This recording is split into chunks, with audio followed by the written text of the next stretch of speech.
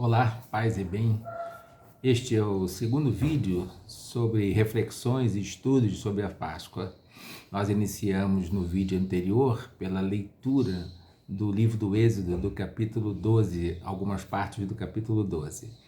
Se você não assistiu o vídeo de ontem, está começando agora, ou se assistiu o vídeo de ontem e não leu o capítulo 12 do livro do Êxodo, eu sugiro que você pause esta gravação, esse vídeo, e corra na sua Bíblia, ou no seu smartphone com a Bíblia lá, e você então leia o capítulo 12 do livro do Êxodo.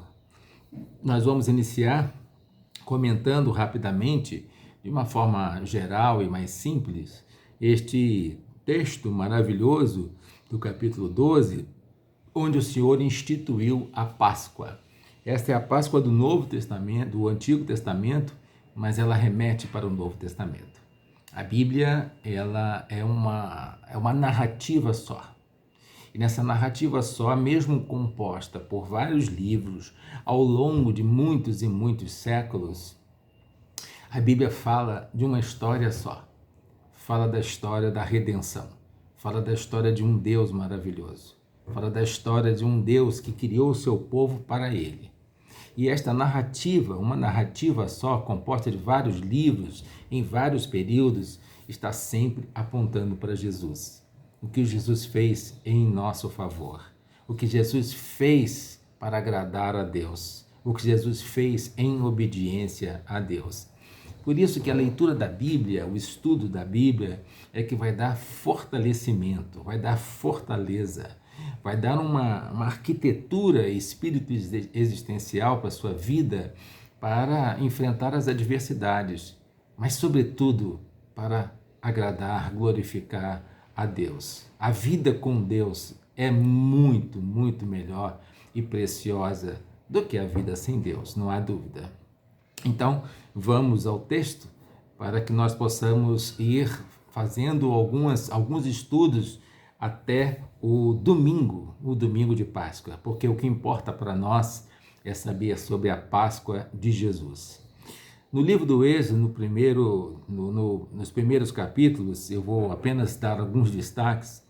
O que o Senhor está ali fazendo, revelando a Moisés e a Arão, que são os líderes da saída do Egito, o que estava aqui em jogo é que o povo de Deus estava no Egito há mais ou menos 400 anos. E os filhos de Jacó foram para o Egito e ali foram por causa da fome que estava na sua terra.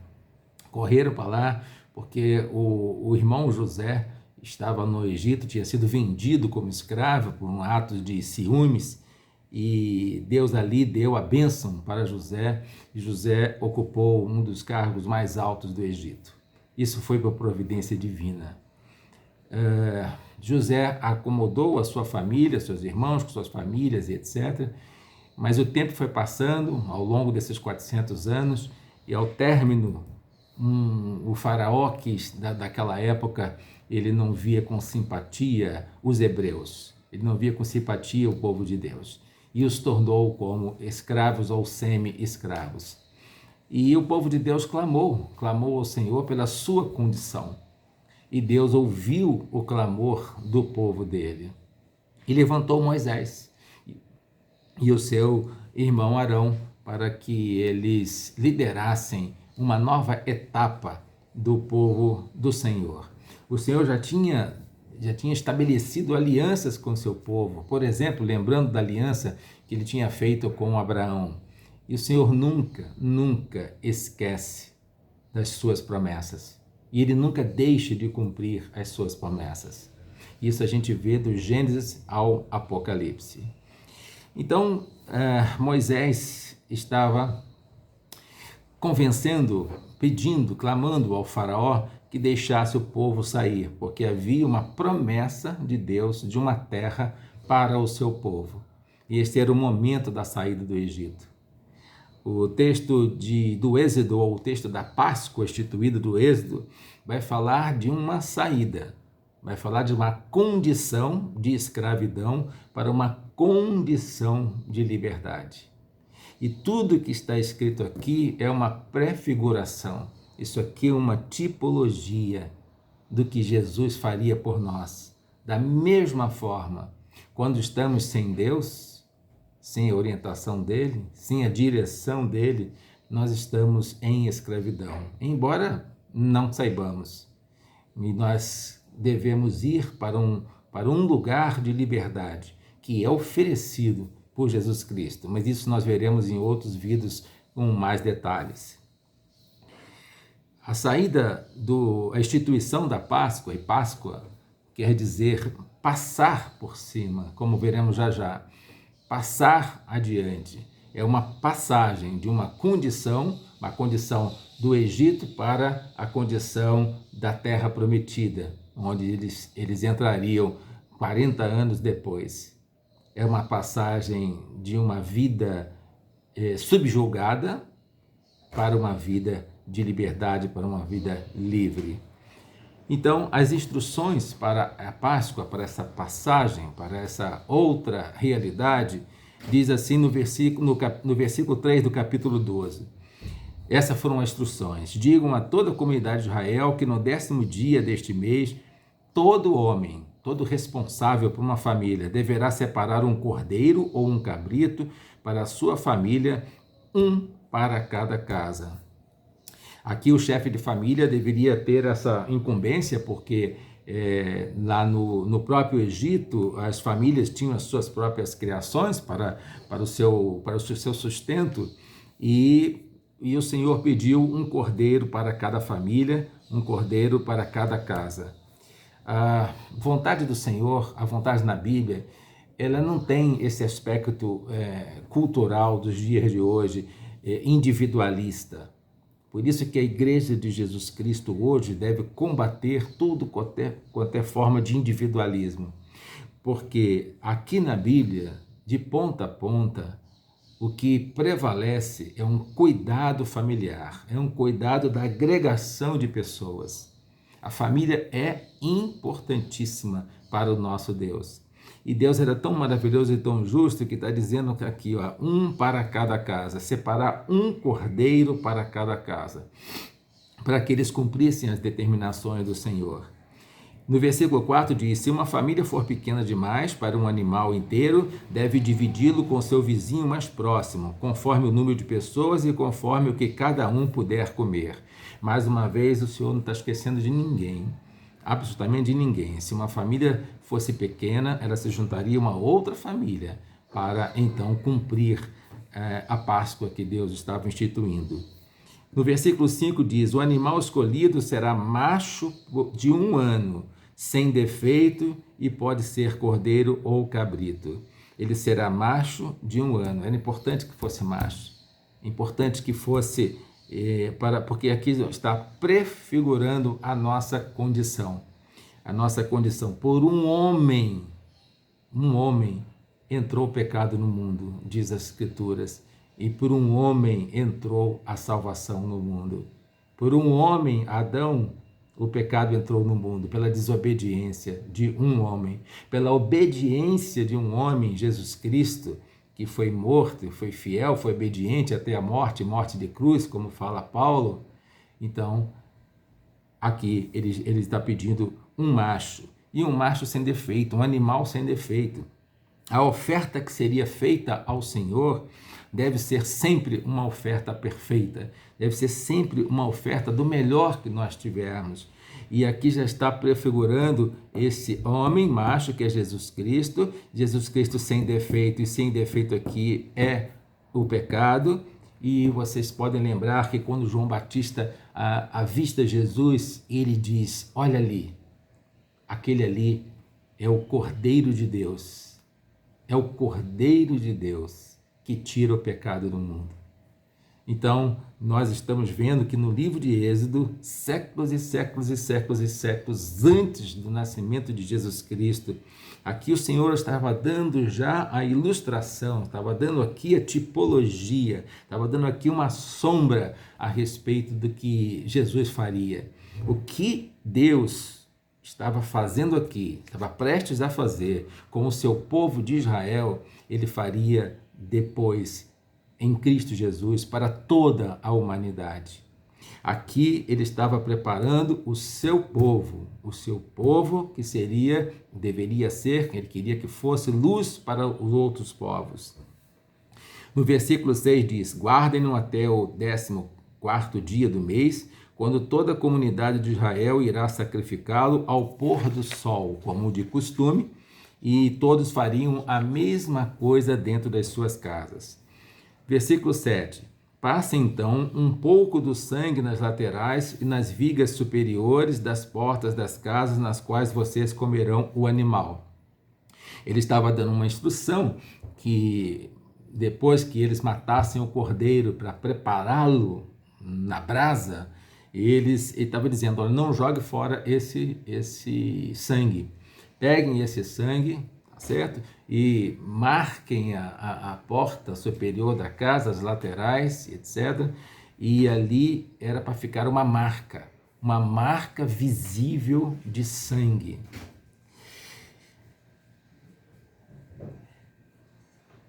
No versículo 8, ele diz: naquela mesma noite eles iriam sacrificar o animal, né, no pôr do sol, e preparar para comer a carne do animal. O sangue, nós como já dissemos, a parte do sangue era para colocar na frente da porta das casas. Naquela mesma noite comerão a carne assada no fogo, juntamente com ervas amargas e pão sem fermento. Nós já vamos explicar já. Ervas amargas e pão sem fermento. Não comam a carne crua, nem cozida em água, mas assada no fogo, cabeça, perna e vísceras.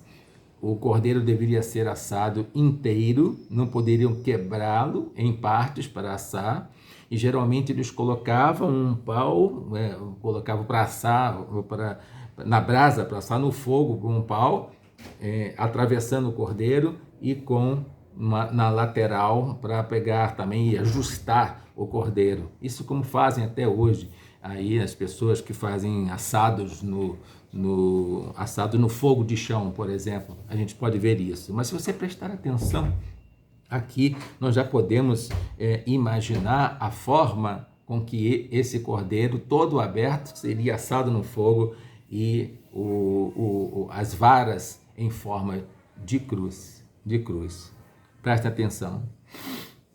Versículo 10. Não deixem sobrar nada até pela manhã. Tinham que comer a carne toda. Caso isso não aconteça, ou comer a carne toda, queimem o que restar. Não poderia sobrar nada. Ao comerem, estejam prontos para sair. E aqui o Senhor Deus dá uma simbologia. Ele iria fazer com que Faraó deixasse o povo ir para o deserto, para caminhar para a terra prometida.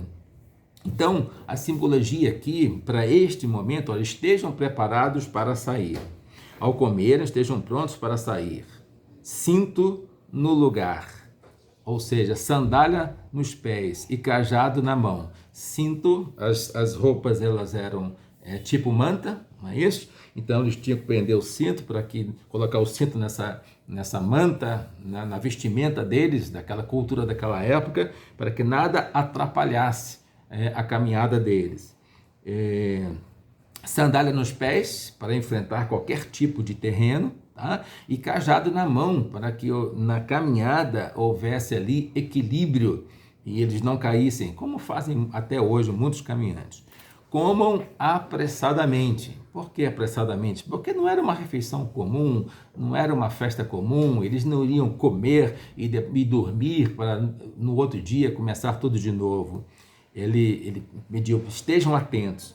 Aqui no versículo 11, o Senhor está dando uma ideia de prontidão. Comam, se fortaleçam nesse cordeiro e no simbolismo todo, e vocês estejam prontos para sair.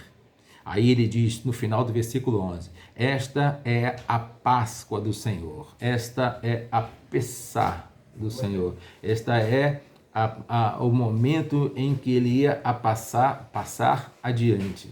Esse era o momento em que ele iria dar a libertação, a liberdade do seu povo. Então, bonito no final desse versículo 11, esta é a Páscoa do Senhor. Isso que vocês estão fazendo, isso que vocês estão obedecendo, esta é a Páscoa do Senhor. Esta é a passagem adiante do Senhor. Isso que eu vou fazer por vocês. Mas não era só aqui, não era só isso. Ele tinha algo maior a oferecer. Naquela mesma noite passarei pelo Egito, assim diz o Senhor, e matarei todos os primogênitos, todos os homens como dos animais, e executarei juízo sobre todos os deuses do Egito. Eu sou o Senhor. Meus caros, aqui ele estava dizendo que ele ia passar, na verdade, em outras traduções, era o anjo do Senhor, o anjo exterminador.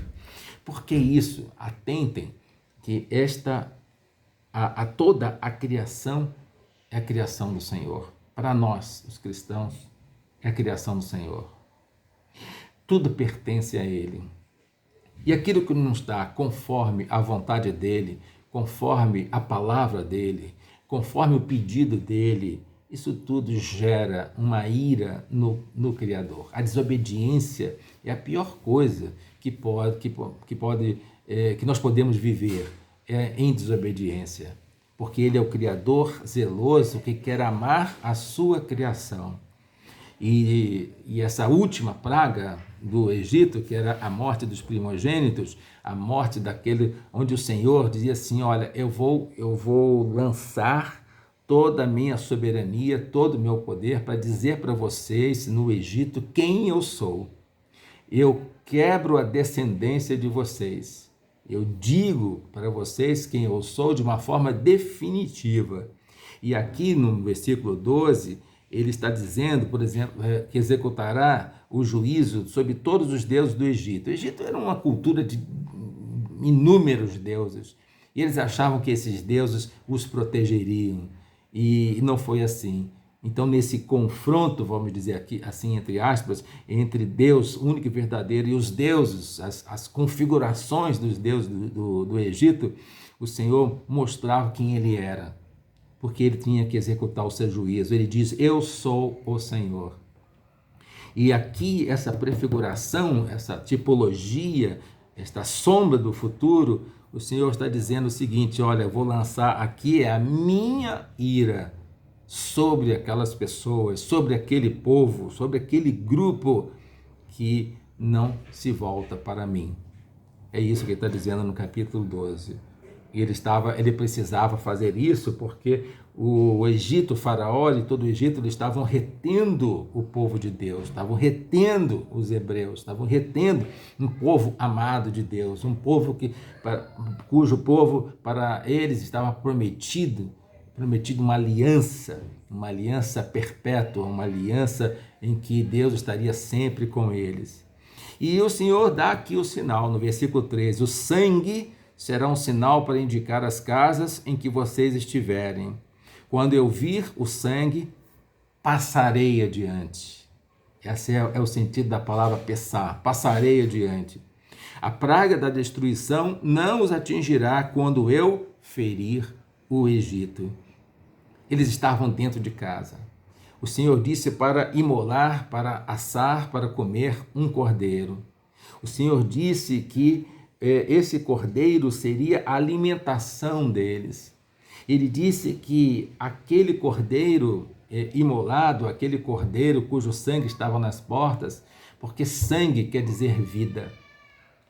O cordeiro imolado não teria mais vida ali nele, mas o sangue da morte do cordeiro representaria a vida, e a vida estava ali representada na porta das casas. Quando o anjo destruidor do Senhor passasse por todo o Egito e encontrasse uma casa com os sangues nas laterais e na altura ali, ele veria ali alguém se alimentou com o cordeiro que eu pedi para fazer. Ali, naquela casa, tem salvação. Ali naquela casa eles foram obedientes. Ali naquela casa tem uma representação da salvação deles, porque eles não seriam mortos, o primogênito não seria morto. Então ali haveria a salvação, a proteção. Aquela casa foi obediente aos meus mandamentos, isso que estava representando. Então ele passava ali e não faria isso. Quando passasse por uma casa e não tivesse o sangue, então ali seria executado o juízo do Senhor. A praga, a última praga, era a praga definitiva, aquela que daria o tiro de misericórdia no faraó. Essa praga era a praga também da salvação do povo de Israel. Nós devemos sempre lembrar que quando Jesus foi para a cruz, a obediência é aqui a mesma do Egito. Porque Jesus morreu sem erro, sem mácula, sem mancha, sem pecado no nosso lugar.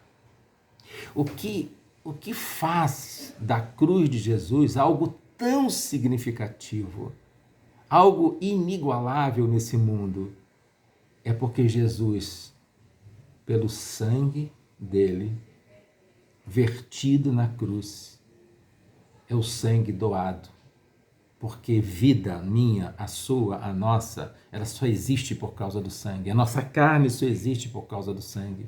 E Jesus lá na cruz, ele fez isso por nós.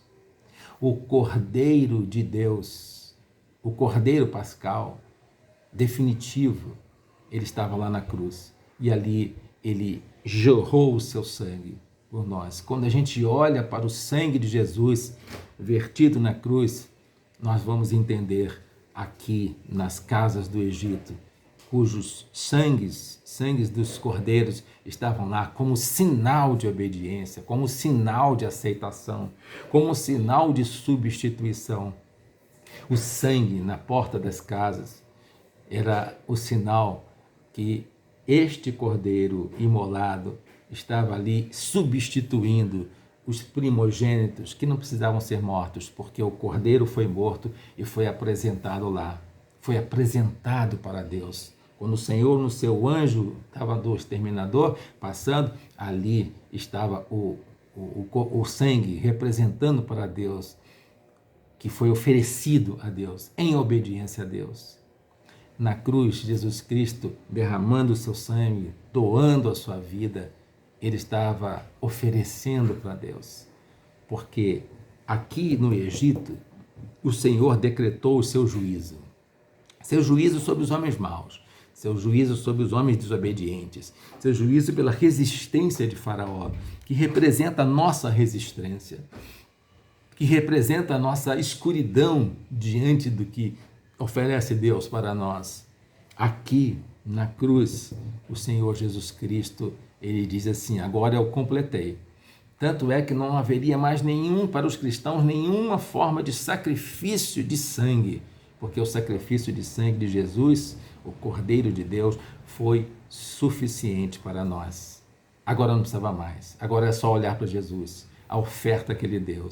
A salvação nas casas, no Egito, nas casas dos hebreus, dos egípcios, pelo sangue, estavam ali representando o sangue futuro de Jesus, o definitivo. Quando eles saíram do Egito e passaram para a terra prometida, a terra de Canaã, ali seria a terra de liberdade, a terra onde manava leite e mel. Era uma terra maravilhosa, uma terra doada por Deus. Mas um dia nós passaremos desta vida que nós estamos vivendo agora e passaremos por uma outra vida prometida por Deus, que é a eternidade, que é o novo céu e a nova terra. E no Egito, as famílias, elas foram carimbadas pelo sangue do Cordeiro para ter acesso e saída para o Egito. A Páscoa do Senhor, essa passagem do Senhor, é que será hoje comemorada por nós dentro de alguns dias, que será a Páscoa de Jesus Cristo. E é que dá acesso à salvação, a libertação, a liberdade e a vida eterna. Eu queria que você pensasse sobre isso, continuasse comigo nos próximos vídeos, onde nós vamos explorar outros textos até chegar à compreensão definitiva da Páscoa de Jesus. Eu desejo que você seja rica e abundantemente abençoado. Até o próximo vídeo.